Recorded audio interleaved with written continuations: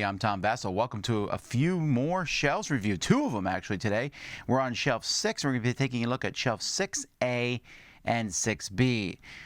Do you like rolling dice and fighting monsters? That's mostly what's on this shelf. But here we have three of, well, it's interesting, these are actually stacked and probably how popular all three of these are. First, we have War of the Ring.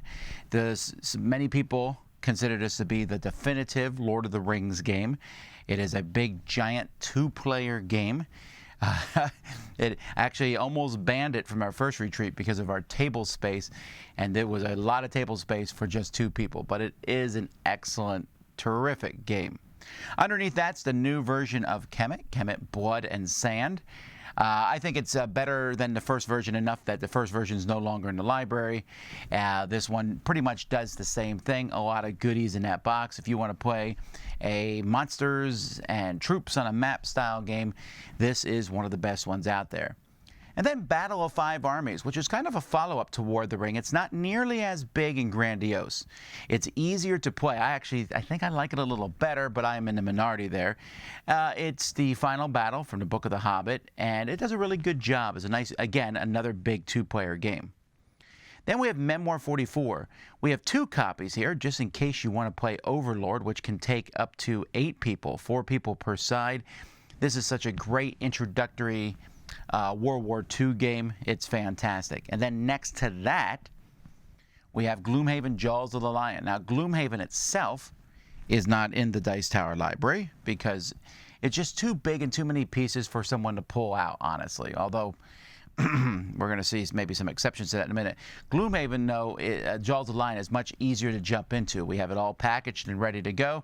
So if you want the Gloomhaven experience, it's right there. Then we have a rarer game here, Tannhäuser, which actually has some of the there's a lot of Tannhäuser in that box. I put in as much as I could fit in there. And if you want to play this fairly light, think of the Hellboy universe. It's not Hellboy, but it has a similar vibe, like Germans with special abilities. Very light, tactical game. Monster Slaughter, right underneath that, is a game where you are a group of monsters killing off a bunch of, well, not innocent, jerk teenagers who are in a cabin, but everyone's fighting over them.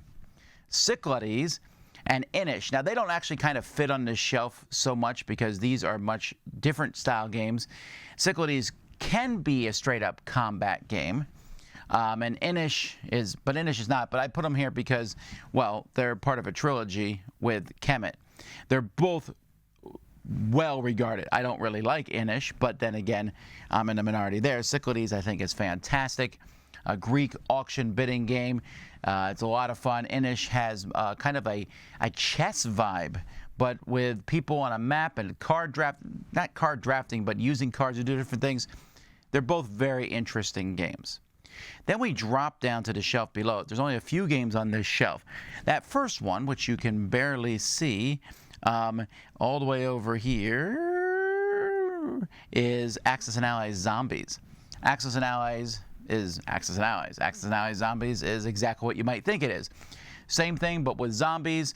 I've never actually played it. I probably never will, but I thought there might be somebody.